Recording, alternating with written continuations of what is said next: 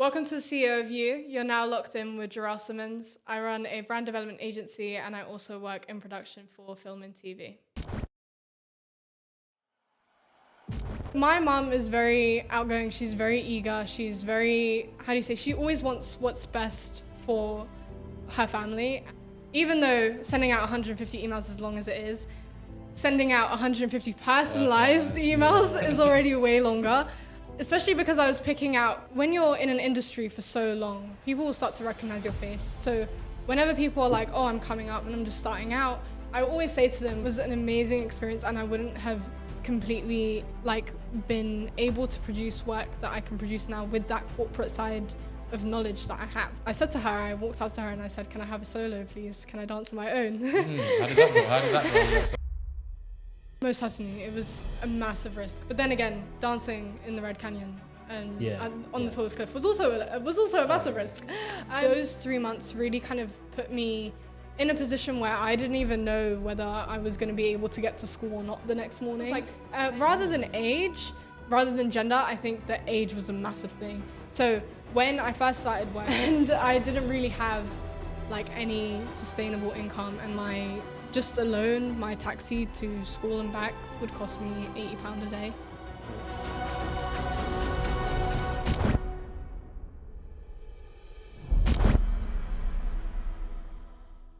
Just before this episode begins, we'd like to say a massive thank you for tuning in. Please be sure to like, comment and subscribe and let us know what you think in the comments below. Thank you for coming down. Thank you for so having much. me. You've done a lot of things and you're 18 years old. Yes, that's right. I'm 18. That is mad to me. But one of the things on my list is you have a brand development agency. Yeah. Could you tell us how that started? Yeah, so actually I started my brand development agency when I was 16 during the middle of lockdown. So I think around that time, it was very much like when we just first got into lockdown and I didn't actually have any ways of making money, but I wanted to put my skills to good use. And essentially, I actually had no idea how to go about it. I had a good idea of business in general and working creatively, but I wasn't really sure how to make my skills work for me. And essentially, the very first client that I had, I sent out 150 emails in one sitting to small businesses around my kind of area where I live. And actually, funnily enough, not a single one of them got back to me, except one, which came in, the reply came in 2 days later. And I was actually, oh my God, someone actually wants me to rebrand their website. And when I kind of started doing that, I offered my service at literally £150. That is exactly just simple, plain one fee. Just because at the time I wanted to start building up my portfolio. And I didn't really have any kind of way as to how to go about it. And that one client all kickstarted it for me. I wasn't really I was very confident in my skill, but I wasn't really sure as to how I could make profit from it. And as soon as I kind of got that one client, I could tell that I wanted to take it more seriously. I was very committed and I kept myself to a certain standard of service that I was providing. And now 2 years later, I'm still doing the same, making sure that the service I provide is at the best quality I can. But yeah, that's kind of how it started. Okay. So you said you sent 150 emails in one day. That is a crazy amount of outreach. Yeah. How did you go about finding those emails? Because I know a lot of people can struggle with just outreaching to 10 people, let alone finding 150. So essentially what I would do was I would just go on to, you type in I typed in small businesses around me or literally just kind of looking for more corporate kind of businesses. Mm-hmm. So I was reaching out to law firms and solicitors and things like that, things that I was actually interested in because I'm a very big interest in law as such. And from there, the kind of corporate stuff kind of led me more down into kind of hospitality and food and things like that. And then from there, I literally just would Google businesses, literally just look at each one and would be yep. I would basically essentially do a website audit and I would look at kind of where their website is sitting at now, whether their SEO is good, whether certain features of the website could be improved. And then I wouldn't copy and paste the email. I would rewrite it every single time. So even though sending out 150 emails as long as it is, sending out 150 personalized emails is already way longer, especially because I was picking out key strengths and key weaknesses. And now to this day, like we still, with a lot of my clients, because their websites are such a good standard, I keep them. I actually get emails from kind of people like me wanting to start out, offering to rebrand their website. And I think that relationships with my clients are so important, which is why at the time I wasn't really taking on too many. And even if I did get people that were interested in my service, I kind of just wanted to cap it and make sure that I was able to maintain the same work rate and produce the same output, as opposed to just doing it for the sake of money, even though like obviously during lockdown, I wasn't really making much. So I was like, this is kind of like a good way for me to build my portfolio, but also develop my skill and still make money. Yes. Yeah. I was going to say, so what was you replying to the people who also wanted to do the same thing as you? So essentially, well, a lot of the time it's very much like, no, we're actually happy with our service now, but thank you so much. Because even then, I think for me, it was more the fact that like I always keep my clients happy, and keeping your clients happy is so important because you have to keep that good relationship with them. If you don't have a good relationship with a client, it's like, why do you even have that client then? If your client isn't serving you a purpose, or it's not adding to your portfolio, it's not giving you a benefit, why are you still keeping them on retainer? Does that make sense? Yeah. So I think that's kind of like, even though obviously everyone is going to want their start in the industry, and that's how I started out, I value my clients so much that it's like, actually, I'm really sorry. Like, we're actually happy with the service that we have now. You know, when you sent out 150 personalized emails, how did it feel that no one got back to you the next day? Did you like still have hope that they were going to reply later? I think the fact that like I didn't get any responses kind of wanted me to do it even more. Like I wanted to get even more outreach because I knew that there's a demand for my service. Especially with website development, it's a skill that will never go out of date, especially the world that we live in now. And a lot of the time when you do go and look up a business, the first thing, apart from their social media, the first thing that you'll go to after is their website. If their website isn't as such a good standard, you're obviously going to have a different perception of their brand image. And brand image is so important. It's like one of the main things that I preach about, because how do you want your brand to be perceived? And when I'm in the building stages with a client, especially when it comes to like starting a brand or building a name, is the first question that I ask them is like, how do you want your brand to look? What do you want people to feel when they see your brand? What kind of thoughts do you want to spark in their head? And that all comes down to like basic things, color scheme, logos, typography, everything about it kind of makes that one cohesive. That's essentially what defines a brand, right? Yeah. And yeah, that's kind of like, I didn't really feel too bad about it, but I was like, it did kind of hurt a little bit because I was taking time and I was auditing the websites myself. So it wasn't like I had like a little guinea pig sitting there and like typing emails with me. It was literally just me.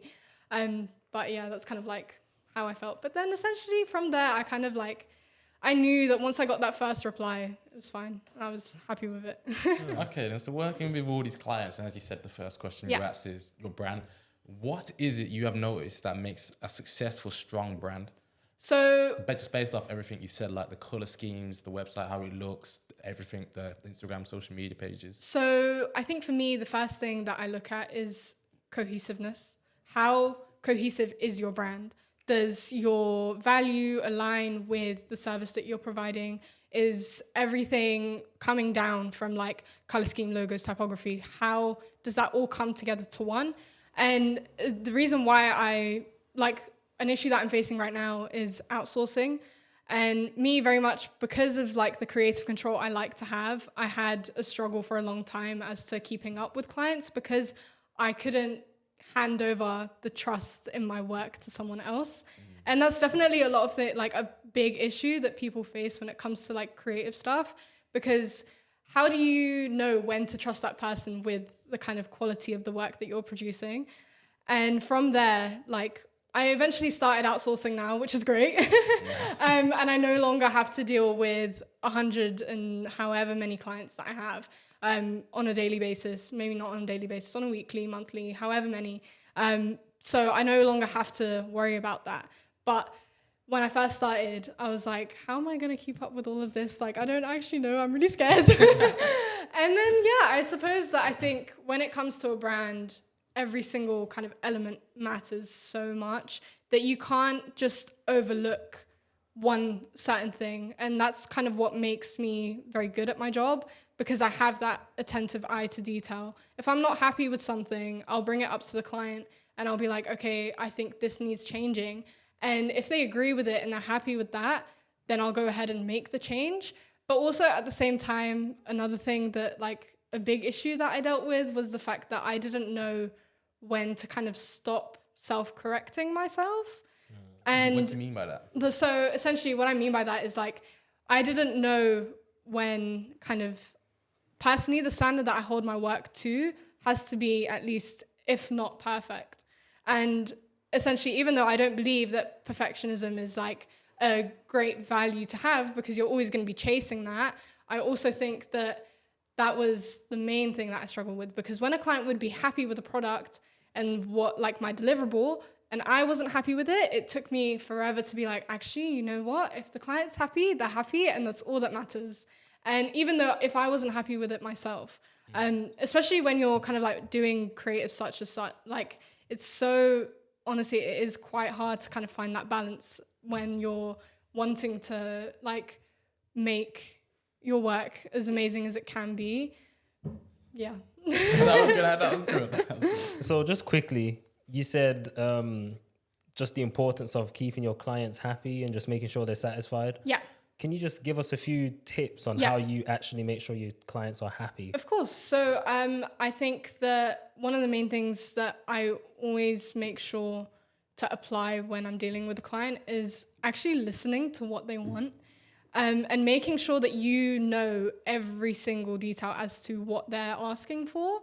So when I first kind of send over a proposal for a new client, I have one consultation with them, and that consultation will then either lead to them signing their proposal, or potentially, if in such cases, there have been times where clients have walked away because they weren't happy with different elements as such. But there's not been many cases like that, which is quite good. But yeah, so I think when that's the case, what you need to do is basically just say, okay, I think I have a good idea. And if you think, you're not really there because you don't actually know. And that leads to miscommunication, that can lead to delays in your project, that can lead to issues with your deliverable. You have to make sure that you have a clear idea of what it is that they want. That is like the number one thing. And even though like when I'm doing my consultations, it can take up to like 30 minutes to 2 hours. Because if my client gives me creative control, I'll provide them with that as long as they give me a good guideline of what it is they need. And from there, I have like all of my clients fill out a kind of perspective, kind of project inspiration kind of document. And you struggled with that, where like they've said, this is how I want it, and you haven't really like, so you can't really. Yeah, so that is definitely an issue that I faced before. And I think one of my clients that I was dealing with, they kept asking for a lot more, and I can provide that, and that's the service that I'm like happy to provide. But when it kind of dilutes and cuts into other things that you're doing as such, because I know that I have a lot, like my creative palette is very, very broad, that kind of you as a creative, you kind of have to step away and say, actually, I'm not sure if this is exactly what you want, and I'm not sure if I can provide that. Which has led to me actually having to pass down jobs to some of my other creative friends and think, because essentially when it comes to stuff like this, you're only as good as your portfolio, basically. And if there's something that you think is lacking, you need to go and develop that skill even more. You can't just say, oh, I'm not good at it, I don't really want to learn. Like I'm not good at it, that's it. I'm a very firm believer that you're always learning. And especially when you go through life, be it professional or personal, you will always be learning new things. You're always going to be picking up new values. You are going to change. And when you're kind of stepping back and saying, no, I can't do it, I don't know how to do it, you should be able to go out and learn. Regardless of kind of certain things, certain situations, you should always be wanting to learn. And I think that's kind of like one thing that separated me from kind of a lot of people, is the fact that I've always been eager to learn. And even regardless of whether it's educational, creative stuff, or just developing skills, it's so important that you actually sit there and say, how do I go about this? If you want to be like someone, if you want to emulate kind of someone's ideas or perspectives or creative skills, you have to essentially sit down and say, how am I going to take action towards being like that? So, for example, one thing that I did mention to you was the fact that I wanted to get better with my subtitles and editing. And I said specifically to you, like, how do you actually go about doing this? And when you're kind of those interpersonal relationships that you keep with people, it's not very often that someone will turn around to you and say, actually, no, like, I'm not going to teach you. Like, it's not very often. People are, a lot of the time, especially in the creative world, so like digital marketing or even like production stuff, people are always very keen and willing to offer you a helping hand, especially when you're kind of like an early bird and you're just starting out in the industry. So that's kind of like one thing that I've noticed, is that people will always help. But there's obviously certain extents to which people will help you. But if you realize that like you can actually, working together might help you more and benefit you long term, rather than just kind of sitting back and saying, oh, I can do it all myself, when no, you will eventually reach a point in your life where actually, no, I can't like do it all myself, if that makes sense. So how did you go about meeting these kind of people so that you can, how did you go about meeting other creatives? So obviously I've kind of been in the creative field for a long time, more specifically in like, when I was growing up, I was very much like in the performing arts. I was actually dancing professionally for a long period of my life. We'll get onto that soon. Yes. And actually from there, I basically kind of had a good network of like people that I could go to working in production and in the West End and in like theatres and like films and TV and things like that. And I kind of had that strong network as it is. From there, especially when you're in an industry for so long, people will start to recognize your face. So whenever people are like, oh, I'm coming up and I'm just starting out, I always say to them, go to different workshops, go to different classes, that's more in like a dance kind of sense. But even that's the same for like creative stuff. When you're a creative, there's always workshops, there's always kind of events going on. You will always meet someone who is kind of like in the same stage as you, and you never know, you might come up together. And then from there, like more kind of drifting onto like the brand development side of like my career, I essentially just kind of basically said, this is what I'm about, this is what I do. And now my portfolio speaks for itself. And when you kind of get to that position where you no longer have to say, actually, I need you as a client, that is kind of like the position that people just naturally come to you. And it took me quite a while to get to that stage. It took me about a year, I'd say, to kind of get to that stage where actually I don't need to sell my brand anymore. I don't need to sell my services, because I have clients coming to me because of the value that I provide. Okay, so on to the beginning of your production stage. Yes. we spoke on the phone, and you spoke about dancing. Yes. Tell us more how you got into dancing and where dancing led you. Okay, so I first started dancing when I was 6. So 12 years ago, I first took my couple first dance lessons, and that was kind of, I was always very musical as a kid, and I would always be active. I was always moving around. So was it your decision, or was it like your mom influenced you? No, it was more the fact that like my mom did definitely see that I was interested in it and that I liked it and that I enjoyed it. But it was more mainly me that kind of wanted to go to lessons and like kind of see what it is about. And I was always like fascinated by the world of dance and ballet as such. And then I kind of started taking lessons, and I started to see an improvement. And I remember like the very first thing, after a year I spent at dance, I said to my dance teacher, my very first dance teacher that I ever had, I said to her, I walked up to her and I said, can I have a solo, please? Can I dance on my own? How did that go? Yes, for that. And obviously at the time, she was very keen because she didn't really have any competitive dancers at the time. So even though we were competing as a group, it was more so that actually someone wanted to go out and start competing on their own. And so I kind of started like that. Obviously, she was happy with that. And I started taking more and more classes. And then from there, I think I got to about 10, 11. And my mom actually saw kind of like a Facebook ad for like a very big choreographer that was working in the industry at the time. And he still works in the industry. And essentially we said, okay, it was actually an hour and a half away from where we lived. And we would drive an hour and a half every Monday to go and take class with him. My mom and I were very committed. And well, first of all, I definitely expanded my network from being there because at the time the school was like, I don't think it was a dance college at the time, but it was more like a studio just for like people to come and like train. And it was an open space and anyone could come. So obviously we wanted to go ahead with that opportunity because his credits were massive. He had so much like creative credit. And then from there, I started working with him. I started showing up more to class and I was there every week. I actually, to the point where me and my mom actually wrote a letter to my head teacher when I was in year 7 and said, can I skip last period on Mondays so I can leave earlier so I can go and train? And they actually approved it. So oh, wow, okay. That's interesting. Yeah, they approved it. And I would never be there for Mondays on last period. No. Because we would be driving up to Hitchin to take class. And essentially from there, he could see that I was very intrigued by his professional career and just him as a choreographer in general. And we kind of built up a relationship where we used to, I actually started working with him more closely, and I started to show up more to his open classes that he was running in London as opposed to kind of like driving an hour and a half away. And then from there, I kind of worked with him. I kind of toured the world pretty much.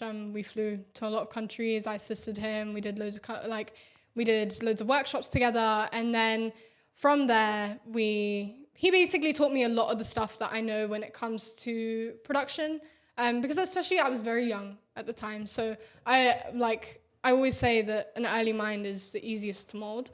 And that kind of drove me to have my work ethic, and I learned a lot of the skills. I learned about design, I learned about videography, I learned about editing, and I learned how to literally just shoot essentially kind of like dance music videos just from an iPhone.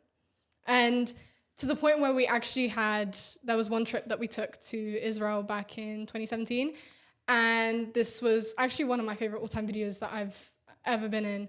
And it was actually me standing on like one of the tallest cliffs in Israel in the Red Canyon.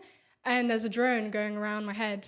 And I'm standing there and I'm trying to move. And obviously I was very scared because I was 12? And I'm standing there. I don't even know how my mom let me do that. Yeah, so from there, basically, I kind of just had more of an interest in being behind the camera. So I remember I asked the videographer, how do you actually like move this drone? Like, how do you actually do it? And he kind of showed me the ropes in a sense. And that was very much like a massive part in like how I took an interest in videography and creative skills. Because even though dance at the time was like my main kind of, not necessarily hobby, but my main passion, that was from there that kind of took it to the next level, because I was like, actually, like I can actually figure out how to use a camera, and I know how to shoot amazing videos just off like the camera on my phone. And then, yeah, so after that I went to I'm still developing that relationship, and I'm still flying around the world, and I actually studied at a full-time performing arts school. And honestly, I did 2 years there. Don't get me wrong, being in an environment where people are so dedicated is amazing, and I will never ever downplay the kind of work ethic and the discipline it gave me, because even though it was very much kind of dance focused, there was a very, very strong emphasis on academics also, which a lot of performing arts schools lack. And that was kind of one of the reasons why I chose Tring Park over other performing arts schools, because they didn't really have an emphasis on education as opposed to kind of dance as such. And from there, I did 2 years there, and I actually left because the kind of school at the time, I was traveling, again, an hour and a half every single day to go to that school. Bless my mom, she was driving every day. So my days would start at 6:30. We'd do the drive up. I'd be at school for 8 till 4:35, I was at school. 4:35, I would hop on a train. Bearing in mind the train station was half an hour away from my school because it's obviously not in London, so trains are very much harder to find. And from there, I would literally hop on a train. I'd be home at like 6:30, and then from there, 6:30, I would go straight to the studio and I'd train until 9 o'clock at night. Wow, amazing. Yeah. Just speaking, I've noticed you mentioned your mom a few Yes. times. She sounds like a major part of My your mom life. is an incredible woman. Please tell me more about the support your mom gives you. So my mom is very outgoing. She's very eager. She's very, she always wants what's best for her family. And she could see that I took an interest, and the work ethic that I have very much stems from her. She's very much dedicated to her craft. She loves what she does. And that really inspired me growing up because I always wanted to be like her. And even now to this day, 18 years later, I still want to be like her. And she's so passionate, and she would always push me. And that's kind of where my discipline kind of very much skyrocketed, because I knew that without someone getting me out of bed every single morning, I would not be the same person. If someone wasn't waking me up at 6 in the morning to go to school, to train, to do however many hours in the studio and then go to do academics, I would not be the same person, because she has pushed me so far, so much. And even to this day, whenever I'm facing issues, she's the first person that I call. Whenever I have a problem with, be it business or personal or whatever it is, she will always be the first person that I tell, and always the first person that I call. Just because she understands that when you're essentially more when it comes to like the dancing side, my mom was a dancer herself, so she knows exactly what it takes.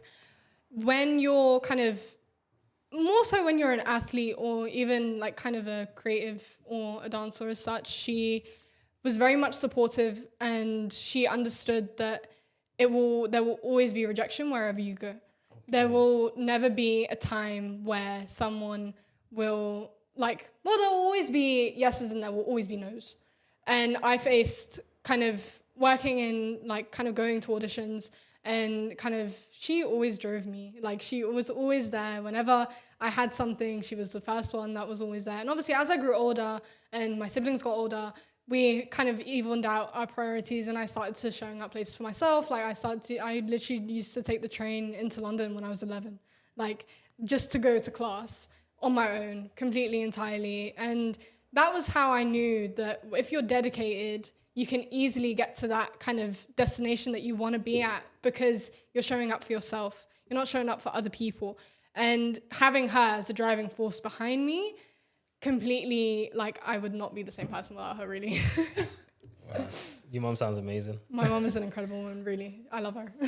But briefly, you spoke about getting on the train at 11. Yes. Don't you feel like that was a risk? Oh, most certainly. I definitely do think, most certainly, it was a massive risk. But then again, dancing in the Red Canyon and on the tallest cliff was also a massive risk. So I do think that, like, when I was kind of that age, I kind of lost my kind of way, and I wanted to be there, and I loved it, and I still had such a massive kind of love for it. I just wasn't really kind of wanted to do what other kids were doing at the age. But at the same time, as a dancer, your career span is the same with any athlete, is very, very short. You don't have as many years as someone who may be studying law or looking to become a medical professional. You don't have that. And the same with people that play basketball, football, whatever it is that they play. They have a very short kind of career span too, unless you're 1 in a million. And that is why I was in the studios for so long, and I was always kind of working on my craft and perfecting it, because when it comes to that time when you're focusing on your profession and you really, really want to go out and do those big jobs, you will only have a certain amount of time.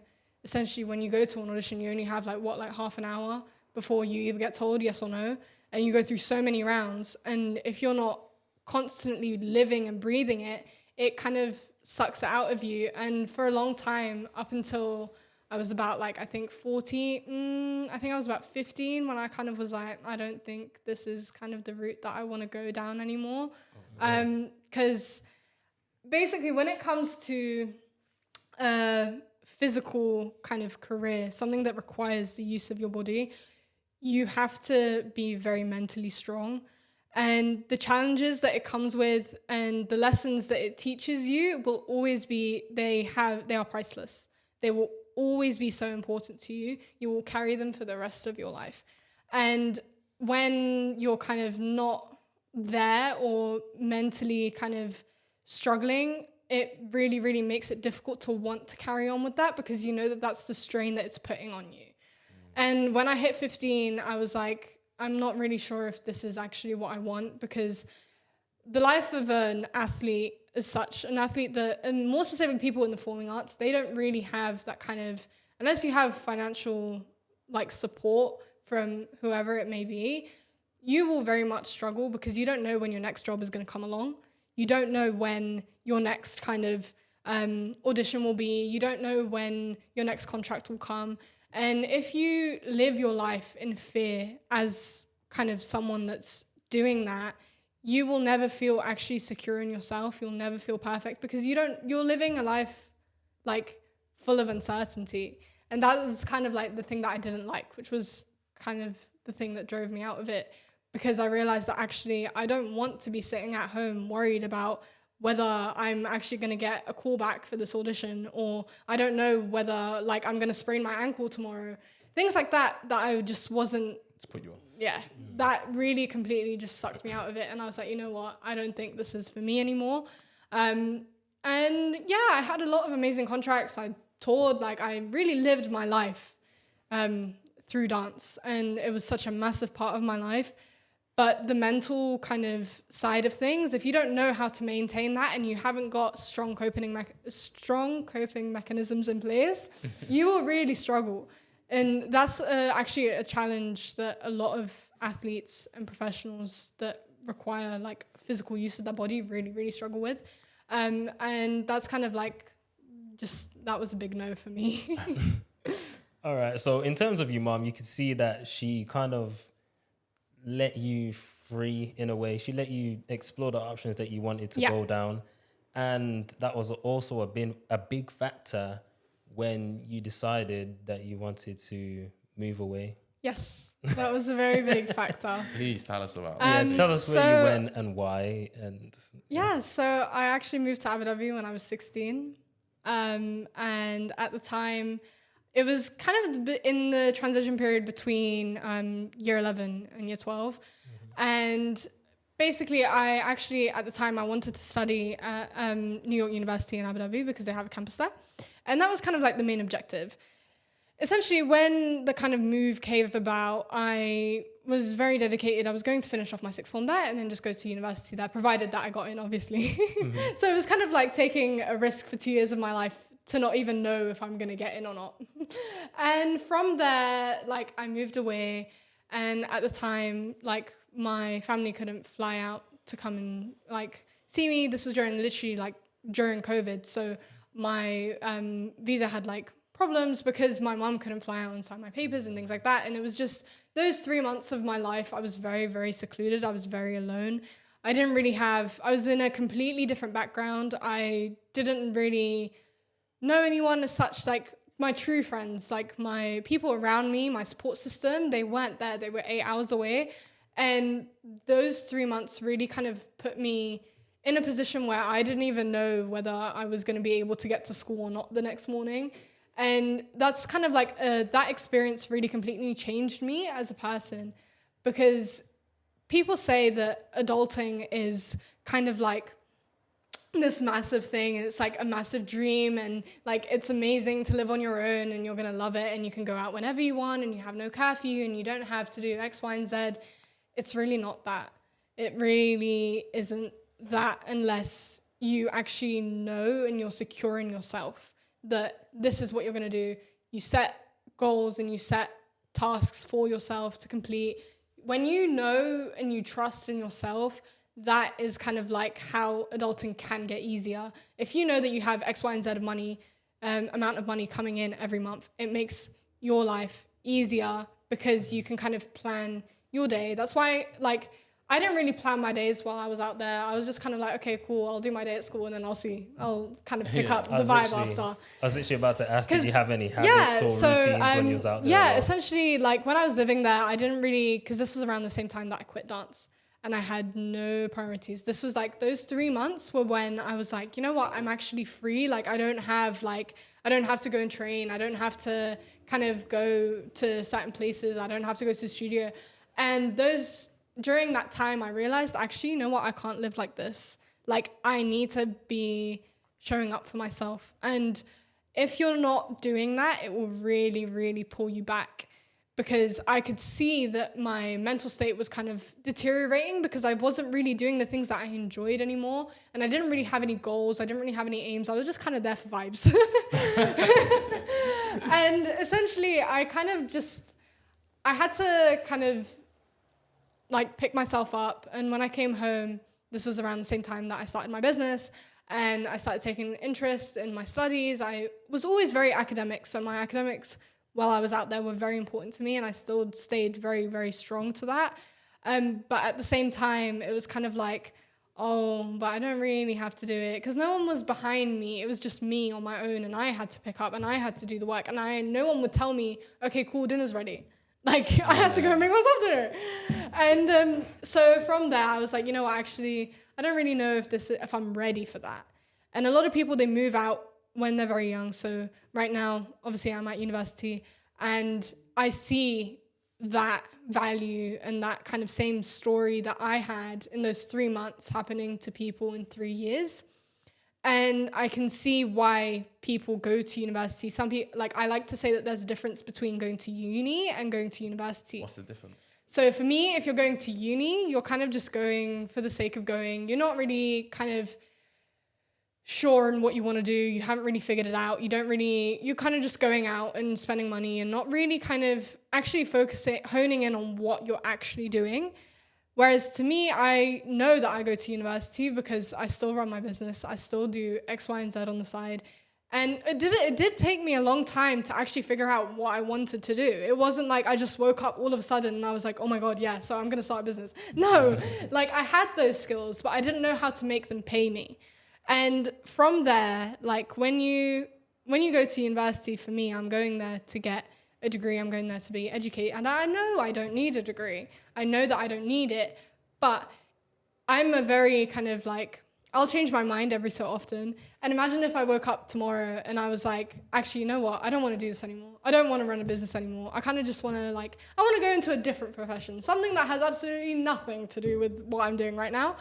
I would still want that security for the sake of a degree will get you into a lot of places more so around the world rather than in the UK. So I'm thinking more kind of global, more kind of in the kind of more kind of idea of longevity rather than, okay, well, I'm going to stay in the UK forever. And kind of living away from home for those 3 months, especially in the Middle East. And it completely changed my outlook on life. And I saw that there's actually levels to having money. There's levels to having wealth. There's levels to having success. Because it's all fun and games when you go out there for a holiday, but living there is also completely different because you don't really, when you're kind of there for a holiday, you don't really see the kind of ins and outs of things. And when I lived there, I realized that actually there is so much more wealth to gain from the world than there is just as much as money. And I really liked the fact that I was constantly surrounded by people that actually enjoyed living their life. They enjoyed their quality of life for the sole reason because they worked for it and they know what there actually is to gain, which was why I kind of don't see the UK as my complete final destination. I know that there's other places out there in the world, which was why I went to university. Everyone told me, don't go to university. Everyone said, no, why are you going? Like, you have a business, you're making money, you've got all these credits, you can make it work for you. And I was like, no, because yes, of course, in the West, more degrees are kind of undervalued now, like they don't really matter. But in other places of the world, education is still so important. So that's why I kind of said, actually, a degree will be helpful. And I'm still able to, a lot of the projects that I'm working on now, I can interweave that with client work. So if I, like at the minute, I'm working on a project for a documentary, and a lot of the shots that I'm kind of looking to produce, things that I can edit, I can actually repurpose, and I can still put that towards my portfolio, because that's still videography work that I'm proud of. And that's why when you're kind of doing a degree that you don't enjoy, that is where the difference lies. If you don't enjoy your degree, like, you kind of need to pull yourself out of that situation and think, actually, why am I doing this to myself? If that's not your long-term profession, you actually need to reevaluate why you're there. Because there are so many other skills that you might find during, like, kind of taking a gap year or kind of figuring it out for yourself that you will prefer. But don't get me wrong, I do still appreciate uni as an outlet for me to, like, educate myself more. I'm not saying that I need it, but I'm not dependent on it to get me a job. That's the case with a lot of people that go to university. They say, oh, I'm going to uni because a degree will guarantee me a job. It won't. It honestly won't. And that's how I know that I'm going to university for the right reasons. There's literally a reason as to why I'm going. When you don't have a reason and you're going to university, you're racking yourself up 30 grand worth of debt for no reason. It's more than 30. It is really sad. It is really sad. But I was just going to say, like, when I first met you, I was like, wow, you're 18. Like, the stuff that you've done, the experiences that you've had, like, even just moving out, I feel like that was a huge character development in your life. Very much easily an eye-opener for me. And I realized so much about myself that I didn't even know at the time. Like, but yeah. Definitely the hardship. You said living by yourself, actually having to mature to take care of yourself. Like, who's going to tell you dinner's done? Exactly. Yeah, exactly. You have to make it for yourself. Yeah. Would you recommend to other people that they experience life by themselves at a young age, or would you say it's not really that important? I think I'm kind of 50-50 on it. So after that experience, I realized that I actually don't want to move out until I'm ready. In the sense that I'm making enough to support myself. I don't have to worry as to whether I can do X, Y, and Z chores around the house. I'm able to take care of my paperwork. I know what I'm doing. That is when I would actually say, you know what, I'm actually ready. And my income is consistent. Because, you know, like, finances are a very important element of moving out. If you're going to move out with no money, you will find yourself kind of in the situation where you can't really actually get out of it. You're going to struggle. You are going to rack up debt. You're going to kind of see for yourself that it's really not all it's cracked up to be if you don't have that support system in place. And at the time while I was there, I didn't have any income because obviously I was a minor as well, so I couldn't even work a job. And obviously I had good connections in, like, creative kind of places. So before I actually moved away, I did a month's internship at a global kind of media outlet in Abu Dhabi called 2454. And honestly, in that month's time that I was 15, and it was an amazing experience, and I wouldn't have completely been able to produce work that I can produce now with that corporate side of knowledge that I have. In that month, I learned so much, especially when it comes to how production works and pre-production, post-production, things like that. All those elements put together really taught me a lot about kind of the industry that I work in now. And when I did that kind of month out there, I was more or less there for the summer, and I made a lot of long-term friends. I made a lot of good time connections.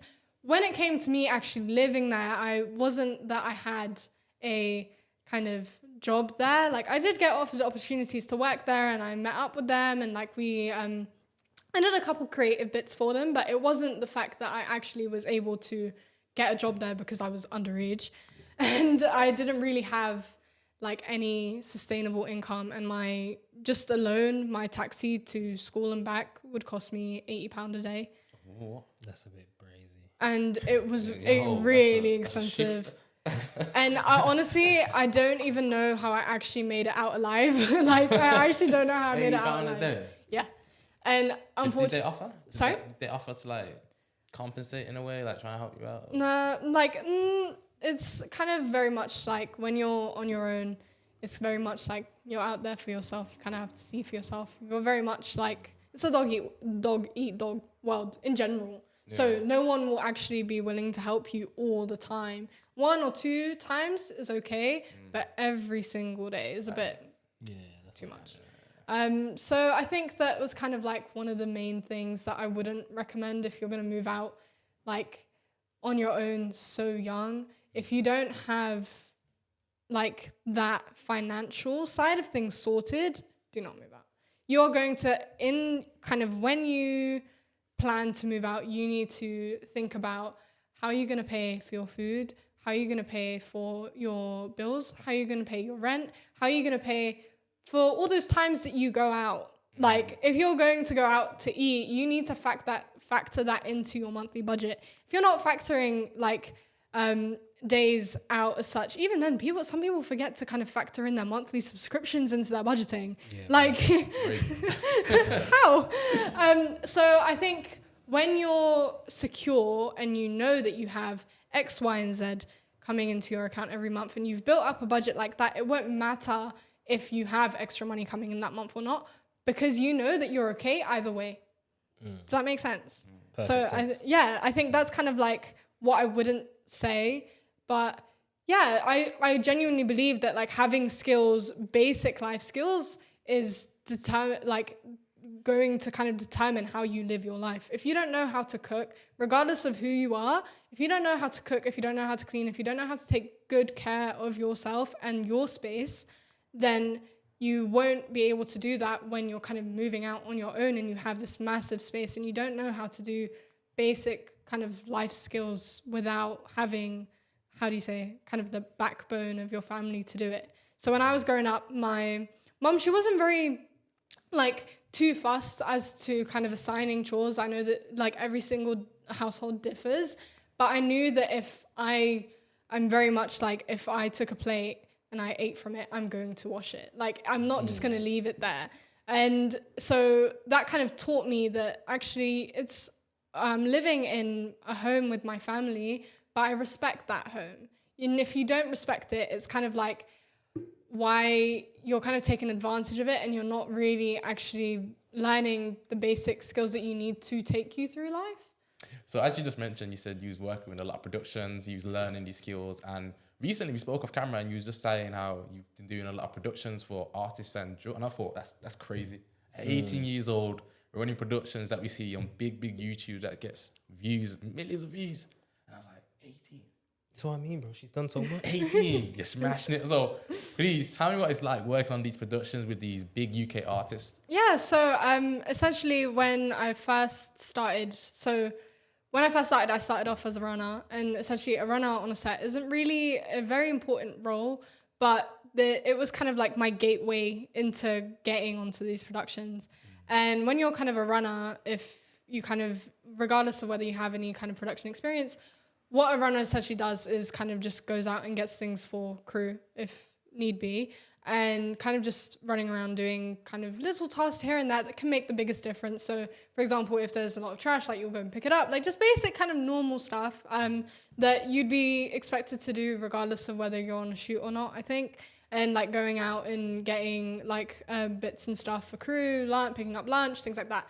And so when I started, I was kind of like very just keen to be on sets. Like I didn't really care about what set I was on. Like it was obviously working on big shoots is exciting nonetheless, and kind of getting to build that network of people. But I wasn't really like, oh my God, like, how do you say, I'm working with X, Y, and Z today. Like I'm so excited. I think I've only had that like a couple times when I worked with my dream artist. And so when I started, I was very much like, like I said, my mind was easily molded, and even though I had a good understanding of what the industry was like already, when you're working in production, it's completely different. So even though I knew what it was like to be cast as talent, I didn't really know what it was like to be working part of production. And so like the very first like kind of big job that I did was working with Chris Brown and WizKid on their Call Me Everyday music video. It was amazing. It was definitely like an incredible job. It was an amazing like job to be a part of, and it's a massive credit to have as well. Because even though like my role was kind of minimal at the time, it kind of helped me develop relationships. And I started, I actually did my first assistant directing job. I actually got my first assistant directing credit like a couple months ago, which is great. Nice. And it only took me a couple running jobs to be able to say, actually, you know what, maybe I do actually want to AD. And like I said, it means assistant directing. And from there, I was like, you know what, actually, I do kind of enjoy this. Working on music videos is exciting, but it does come with its negatives. And when you kind of meet artists, it can be kind of like, how do you say, underwhelming? How do you mean? Like, you are working with like celebrities or meeting artists. It's very much like when you meet them, you have this idea of who they are and like the kind of brand image that they perceive themselves as and who you think they are. And when you meet them and you actually have a conversation with them, you're actually like, you're a normal person. Like you're the same. Like we're actually both human.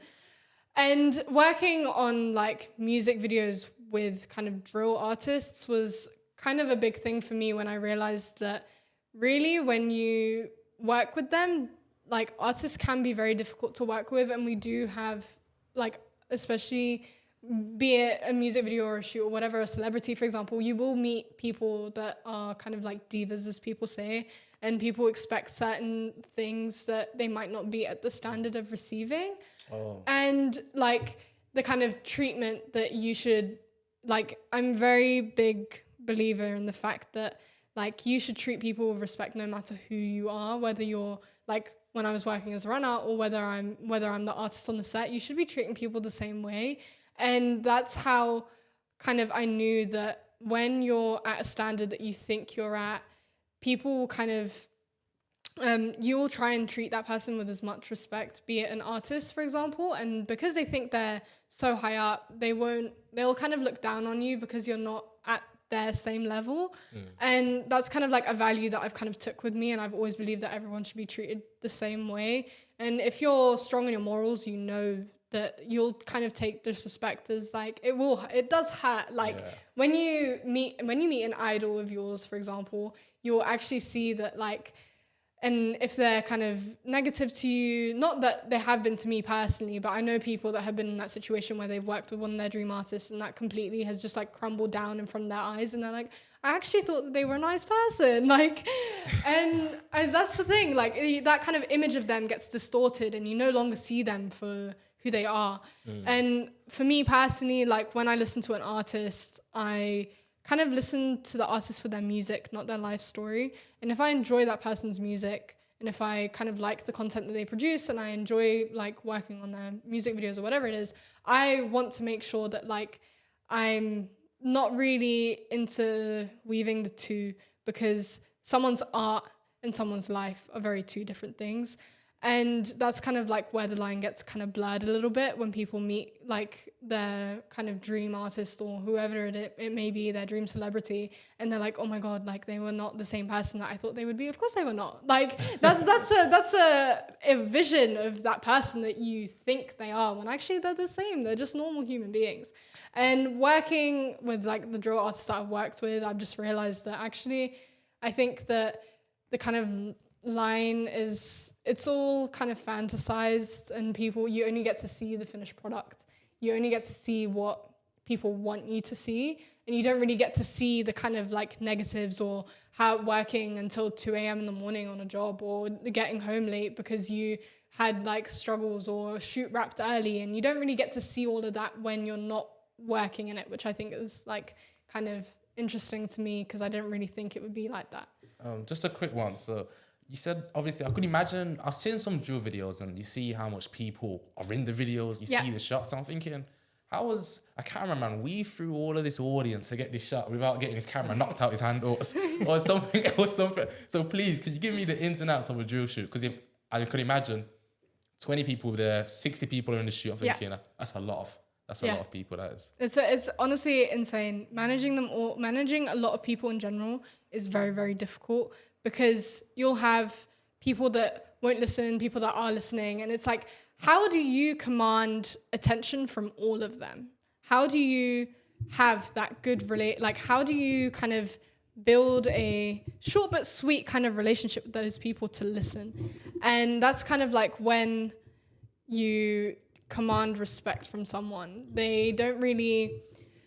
like, it's very interesting when you meet so many people, and it is so stressful. Like, working on a music video where there's so many people is like incredibly stressful. One of my someone I know that does actually work with like for camera work, like he's actually a director of photography. He literally he was working on a Diggity shoot a week ago. Digger? And basically he actually got his camera and like knocked out his hand and smashed it. Oh. Yeah. And that's what I'm saying. Like, I could imagine this man throwing hands in the air. It's like, crazy. Honestly, it's crazy. Like, you'd be surprised. And did he get reimbursed? Gotta have that camera insurance, boy. Obviously, I presume so. That's normal. But like, obviously, accidents do happen. And in the situations that I've been on, it's kind of like there's always... You kind of have to prepare for the worst. So that's why I'm very big on contingencies. What plans do you have in place to take care of that? Which is why I think kind of having all these backup plans, people say, oh, you know what, I'm just going to wing it. It's fine. We'll figure it out. That can't happen when you have 60 people on a shoot. That can't happen. That can't run. Like, it's not, do you know what I mean? Like, it's not really going to benefit you. It's just going to cost you even more money. And when you're working in like production, time is money. How much time are you spending on X, Y, Z to be able to fund that? How much money do you need to build this set in 3 days and then shoot for 1 day? How much do you need to kind of build it all together and make that vision come alive? And that's kind of like the thing that kind of stops people from like seeing it for what it really is, because you don't actually see the process that it takes to kind of figure that out and put it all together. You only see the finished product. You know what? They always say, don't meet your heroes. I don't believe in that, to be fair. Like, I think they always say that, but I don't know. I think all of the kind of people that I've met, like, they've all been very nice. Like, I've met a lot of people, especially working in events, like working in kind of on premieres and things like that. I've met a lot of celebrities. I've been in the space with a lot of celebrities, been in a lot of people in a lot of high places. And the way that they carry themselves and kind of present themselves you should always be trying to maintain that standard of what people think you are, which is why a lot of the realist celebrities that I've met, they've always been like very kind, very sweet. And working in kind of like the event side of things definitely gave me an insight into more kind of public figures as such, which I think is kind of good, because when you meet people that are less, not necessarily less, but may not have as much a following and have that kind of ego built up inside of them already, you're like, actually, like, really, who are you? Like, who do you think you are? You know, in terms of events, yes, you did mention that briefly. Yes. Does that tie into the music video production, or is that separate? That's kind of separate. I'd say it's a entirely different role, but the kind of principles and the lessons and very much the day-to-day kind of it is very much the same. Like, working in events, when did I start working with Concord? I think I started working with Concord in April last year. And no, 2 years ago, in April 2021.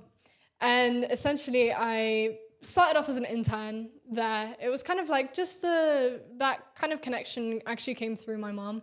And the lady was very sweet. She was like, oh, like, if she wants to get experience in this kind of industry, like, she's more than welcome to come and work in the office. You got Mumsy. Most definitely. And kind of like she was very open. And like I said, helping, like, people were always willing to help if you're very much just starting out. And even that's the case, even if you're massive, people will always be willing to help. And she was very open. Like, she was very welcoming to me, and I kind of became a part of the team. I interned for a long time, and I kind of got the experience of like seeing what it is like working behind the scenes of an event. So you see all those big premieres in Leicester Square. That's kind of like, that's what we do. And so whenever kind of these big like premieres go on, there's a lot of work behind it that not a lot of people actually pay attention to. So kind of like sorting out guest lists and kind of arranging like press wars and dealing with clients, and like every single premiere that I've ever done, I've been so excited about, just because of the scale of outreach that event has. So say, for example, on a guest list, we might have, depending on the kind of premiere, you have different kind of ideas and demographics, the people that you'd want to invite dependent on the genre of the film. So like, for example, the Wakanda premiere that we did, we had Maya Jama, we had Stormzy, we had Dave, we had like all massive like people in their respectful industries, but they all kind of come together and they come to bring this kind of, they tie the loose ends and they bring the event actually to what it has to be. And so meeting like artists and kind of people that you admire on television was so crazy to me, because I was just like, when I first started, because I was like, oh my God, like there's like so many massive people. Did you meet Dave? Yeah. That's the guy I need to meet. Maya Jama? Yeah, I met Maya Jama too. I need to meet Dave and Stormzy, but please So continue. I actually worked with Stormzy on a job. I've done a shoot with Stormzy before. See, that's what I meant to ask you. Tell him to shout Have me, you bro. actually directed a shoot yourself, been the actual whole director of the shoot? Unfortunately, not yet. Not there. Is that what yet. you're aiming for? That's what we're going for. Yeah. Because I think that my creative kind of vision is very, not necessarily different. It's just more kind of, I have a specific approach to things. And I see when you're kind of in that space and you have those ideas flowing and they just come naturally to you, you kind of have a vision and you're going to execute it your way, which is kind of like, that's the direction that I really do eventually want to start taking, because I'm kind of, when I listen to a song or a piece of music, maybe that also kind of stems from dance too, but I get really excited and I have a kind of idea. I start thinking of like colors that might go with the song. So like if I see a more mellow song, I'm obviously going to think more like royal blues and things like that, like darker colors. If it's a brighter song, like my mind just naturally does that. And that's a skill that I've had since I was a kid. Like I've always just dreamed and imagined kind of things. Like if I close my eyes, I can like put things together without even having to think about it twice, which is like something that's always stayed with me, and I don't think I'll ever lose that, which is why I wanted to go into directing. But with events, I think for me it was more the fact that when I started, I was just really excited to meet all these people. Bearing in mind, I just got through 3 hardest months of my life, and then started up my business, then got an internship at one of the most amazing like events and PR companies in London, and then kind of started working with all these massive like production companies, so like Disney and Lionsgate and Paramount and things like that. Then from there, like meeting all these people on top of that completely tops it off for me. Disney's crazy. Crazy. Bro, I'm still shocked that she met Dave, bro. Talking about Disney, Dave and Stormzy. But honestly, like they're actually all just normal people, and that's the thing that kind of people are like you right now, like you're fangirling, but actually they're just normal people, and that's kind of like why I literally was like, you know what, I actually do enjoy events, and I really do like working on them, because at the end of the day, even though I wasn't really like doing it for the money, because I was making like a substantial amount from my brand development agency, it was just more of a job that I actually liked, because I got to meet people. I was always networking. Like, you never know, that one person might actually just walk into the room and that's going to be like who that might take you into the next chapter of your life. You don't know that. And that's kind of like why I really, really enjoyed working on events, and I still do to this day.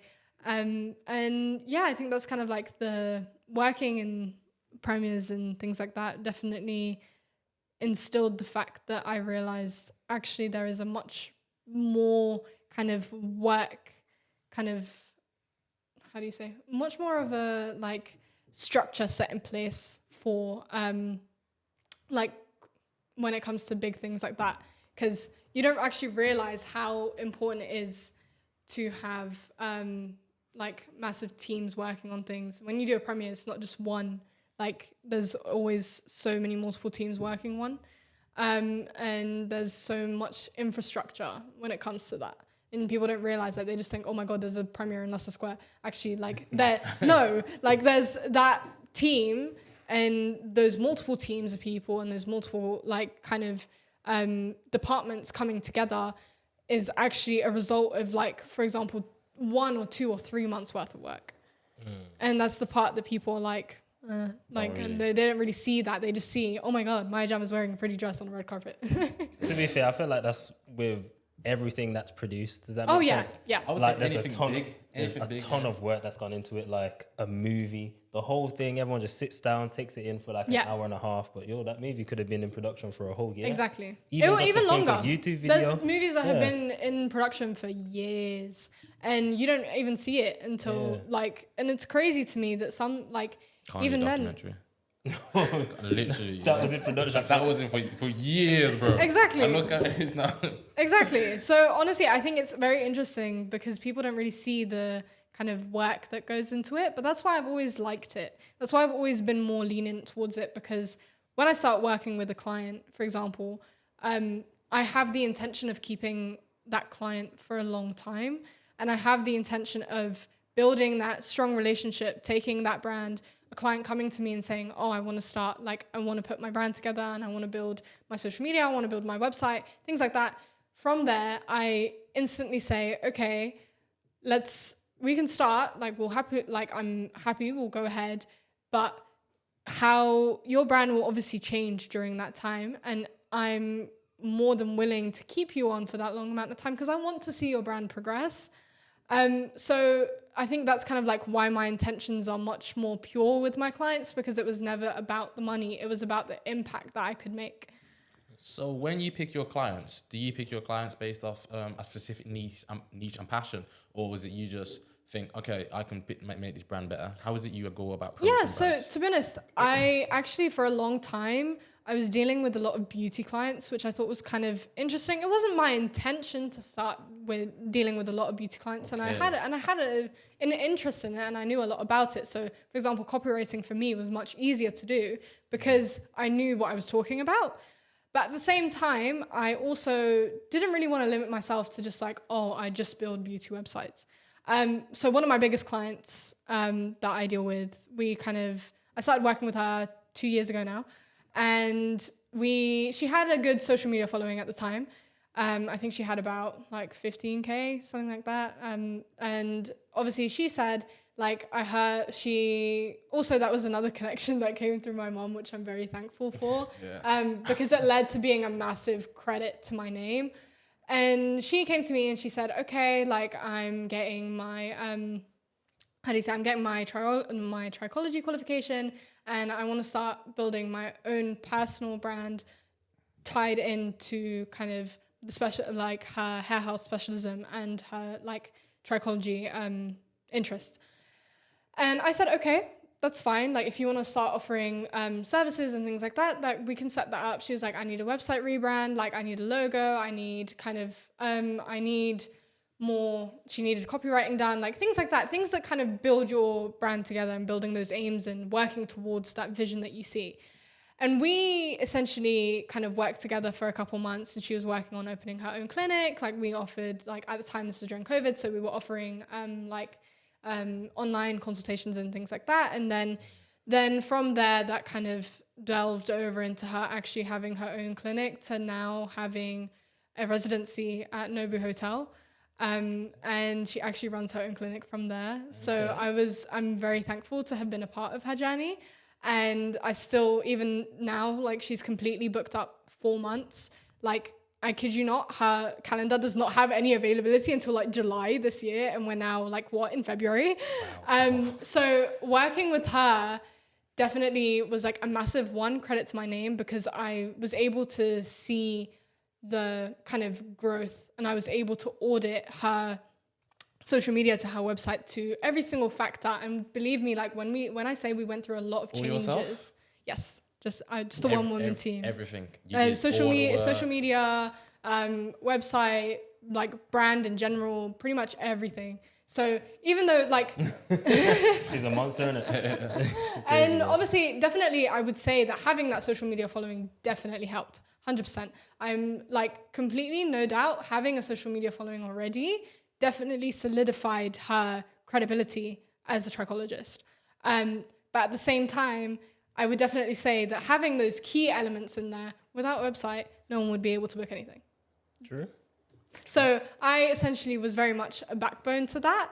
And she was always very supportive of kind of us building her brand together. And I'm kind of very much like the silent kind of like, I like being the kind of silent partner in things. I like being known for the kind of service that I provide, as opposed to being the person that provides the actual service of the brand, if that makes sense. Like, I like having all of the key elements, making sure that everything is tied in, because like I said, impact over income. And when your brand makes an impact to other people's lives, every single brand that kind of, any single small business, any corporation ever is always going to be making an impact on people's lives, be it positive or negative. And for me personally, with her in mind, she obviously was helping people grow back their hair. And she definitely is currently still changing a lot of people's lives, because hair loss is an issue that a lot of people struggle with. And me, I'm also feeding into that impact, because I'm kind of keeping the kind of creative digital marketing side of things afloat.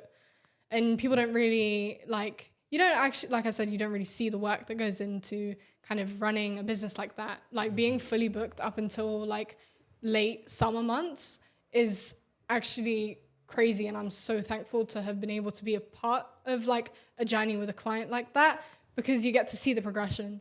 And if I showed you the first website that we kind of built together to the standard that we kind of hold ourselves to now, over those 2 years, the change has been monumental.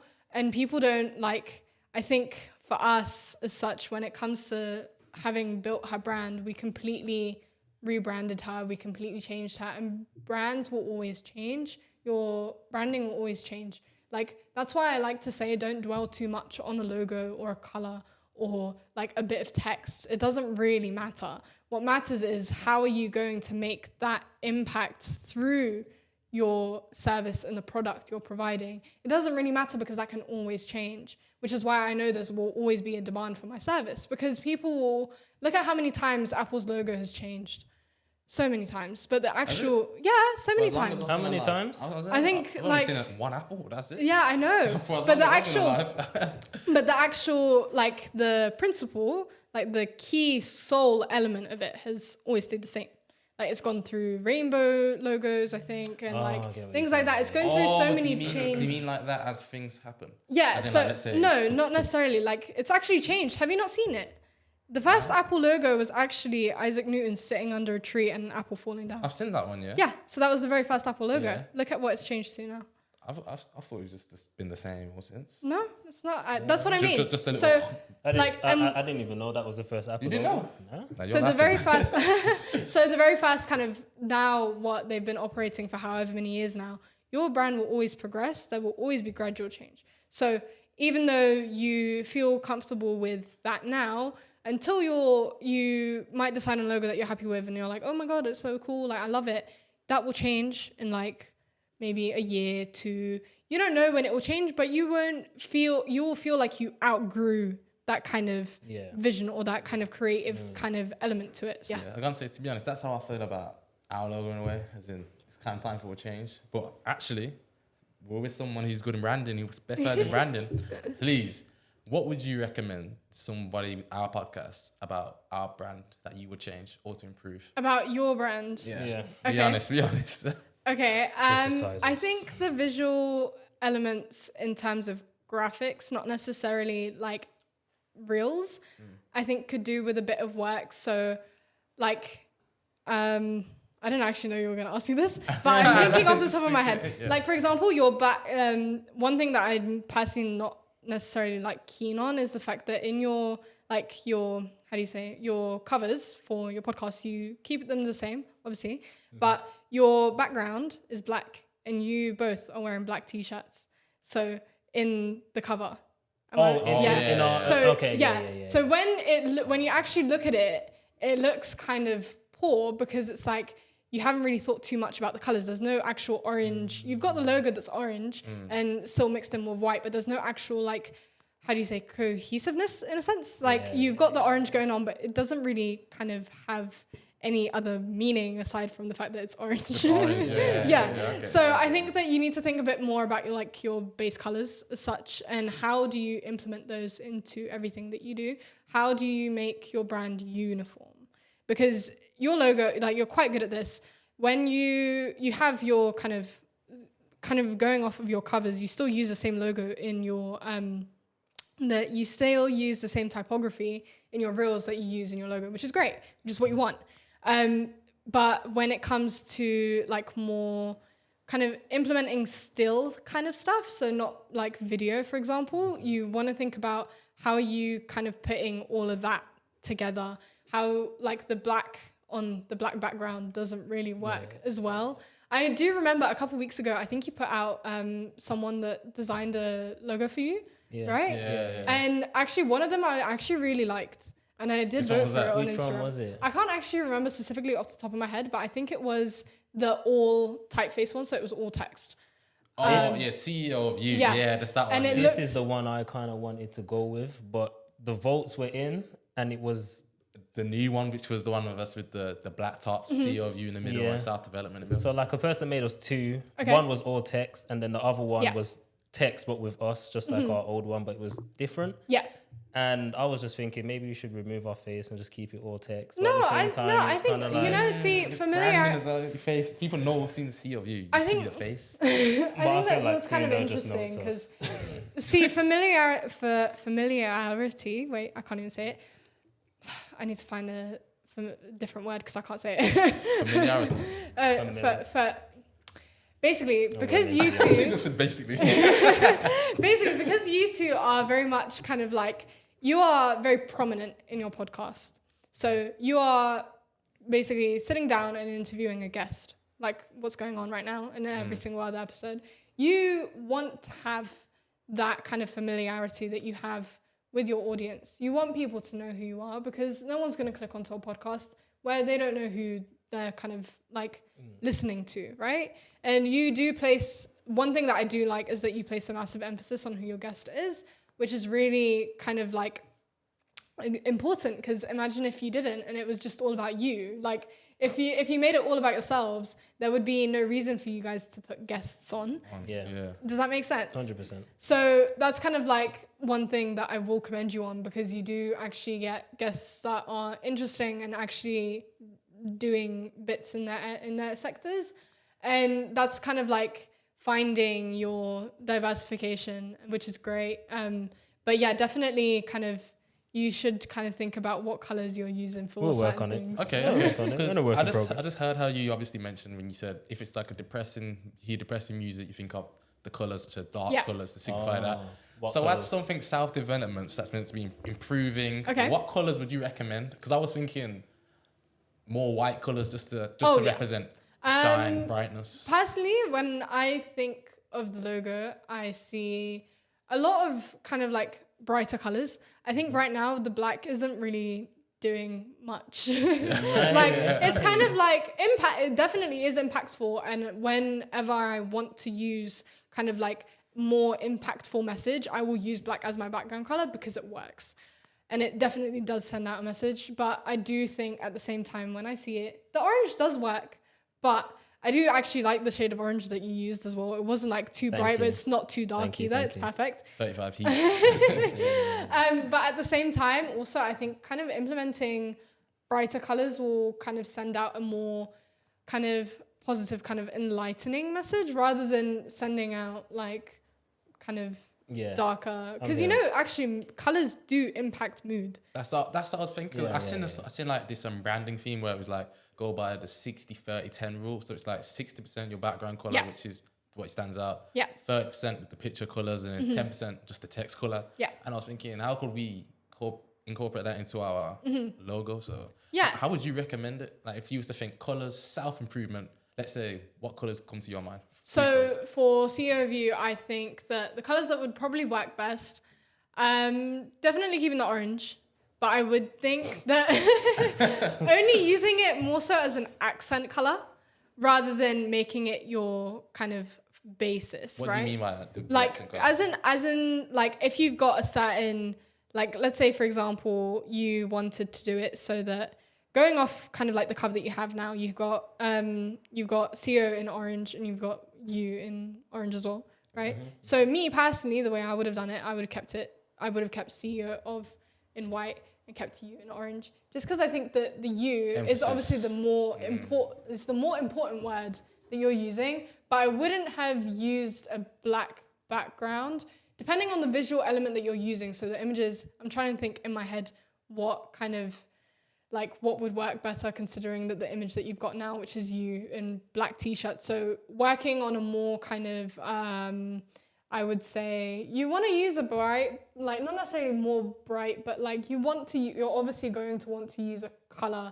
that sends a message as your background color. So the way I see it is personally, I think like a dark kind of, I do see a kind of dark blue element, and I know you have that like kind of implemented into your reels, but I don't see the blue anywhere else. So I'm like, why are you using blue and orange, but you don't have the blue anywhere else? Do you see what I mean? Yeah. I think kind of in the images that you use, you need to have a bit more, personally, what I would want to see is a bit more kind of like, not necessarily emotion, but just a bit more kind of who you are, a bit more personality, rather than like just you two kind of sat together. Like see, when you kind of go and listen to a podcast, when you go on Spotify or Apple Music, the first thing that you see is the cover, right? How are you going, like what kind of image, what do you want people to think about you when they see you? Do they want you to think that you're educated? Do you want them to think that you're like enlightening? Do you want them to think that you're like happy? Or what is the message that your podcast is sending out? And obviously from kind of what I imagine your podcast is to kind of inspire other people and bring them up and uplift them. So you want to do that through using the same like medium and sticking to that aim.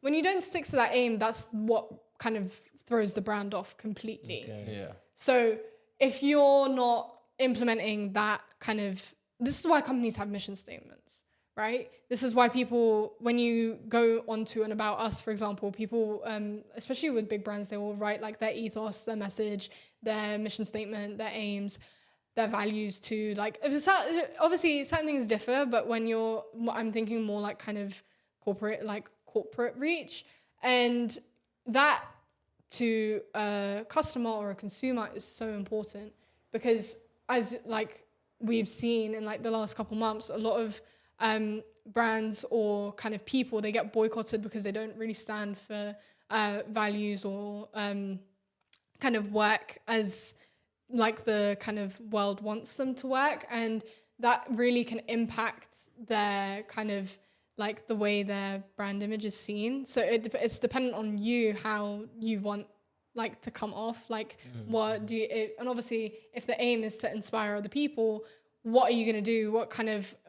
How can you do it? Like what is your font too strong? Is your font too kind of, is it weak? Like it's not, but these are just the questions that you should be asking yourself when you're kind of putting this stuff together. Yeah. And that's kind of like the part that people will always struggle with. That's why I've seen like when my clients come and say to me, oh, I've spent like 6 months trying to get a logo designed and I can't do it because I don't like it.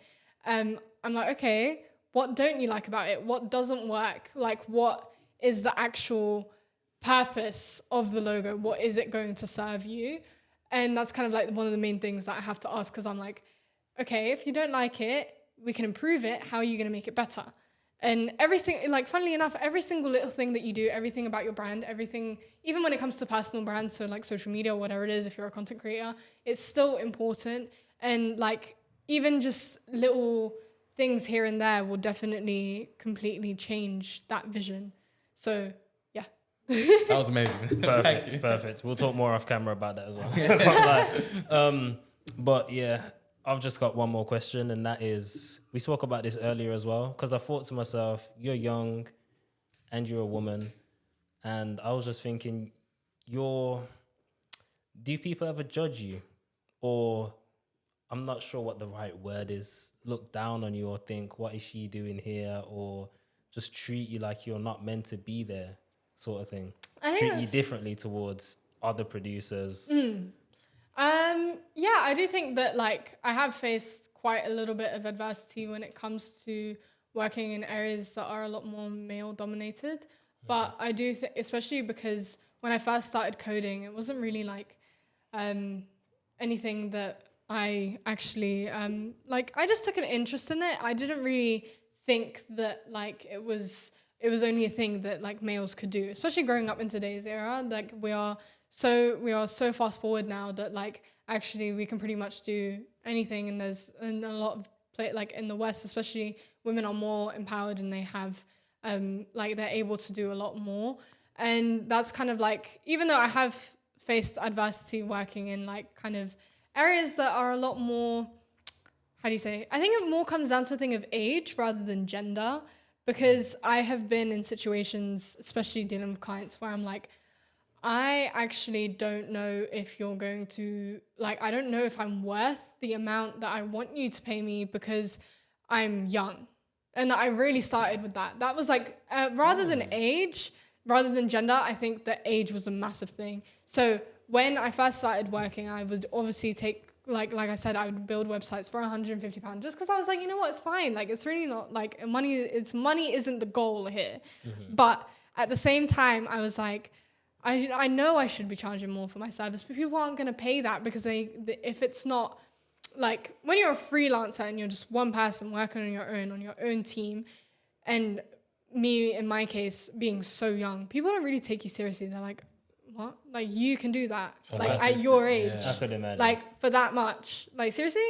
And that led to a lot of situations where I was being very heavily undervalued. And people love to say, oh, I'll pay you an experience, or, like, the job, like, honestly, pay you an experience is like the worst like thing. I honestly, it was fun when I was like 13, 14, but now at 18, if you're getting paid an experience, cool, amazing. If you don't really have any knowledge in that area, like I said, like if you don't have any kind of withstanding information that you already know about it, then that's fine. Like, it happens, and you will very much be more keen to get paid an experience. But if you're already at the standard that you are at, like, and you're still kind of getting overlooked, it does come down to a thing of age rather than gender. And for me, I'm not more so like keen on it, but yeah. All right. So, do you have any more questions? No. I think this has been a great podcast. Definitely learned so much. Just because we normally have an ending tradition, but we messed up on our side. What did you do? Basically, we failed to get a question from our previous guest to ask you. Okay. So I'm just going to ask you a general question. Okay. Can you name us 7 things you can't live without? 7 things I can't live without. My laptop, my SSD. You got T7? Sorry? You got T7? Samsung. What? Yeah. Same. 2 terabyte. Sorry? 2 terabyte. Of course. Yeah. It's only right. You got one TV. That's what I need. He's just got one TV. How? I don't know how he does it. I actually delete my files. Oh, I don't. That's why I don't. Same. I delete my files. All right, that's 2. The gym. The gym, nice. What gym do you go to? David Lloyd's. Oh. What else can I not live without? Definitely water. Water. Love water. Okay. H2O. Sorry? I said H2O. Another thing. How many more have I got? How much did I say? 7. Yeah, you said 7. Yeah, you got 3 more. I'm just thinking. You kind of threw me off guard. I can't lie. What are things that I do on my daily basis? Oh, to be fair, I can't really live without my phone. Not that I need my phone. Business. But it makes me money. So yeah, fair enough. And then 2 another more. thing, I can't actually. Really 2 more. I was gonna ask her 10 as well, but I thought let me just. 7 is okay. To be fair, I can't live without my mom. That has to be up there. And my final thing, I don't actually. I don't want to say an answer I'm going to regret in the meantime. After I get off the podcast, I'm going to be like, why did I say that? To be fair, one thing that I can't live without having every so often is pizza. That's it. Pizza. There we go. That's my last one. Nice. Those are like, see, but that's a bit of like my personality. Yeah. Like that's kind of like the things that that's more me as a person rather than me as like a professional. So you kind of get to see a bit of both on the podcast, which is kind of what I wanted. Perfect. So. That's nice. Thank you, Jorele, for coming on. I appreciate you traveling down as well. I know that journey was like 2 hours and a half. It's honestly fine. It was worth it. Thank you. Just before this episode begins, we'd like to say a massive thank you for tuning in. Please be sure to like, comment, and subscribe, and let us know what you think in the comments below.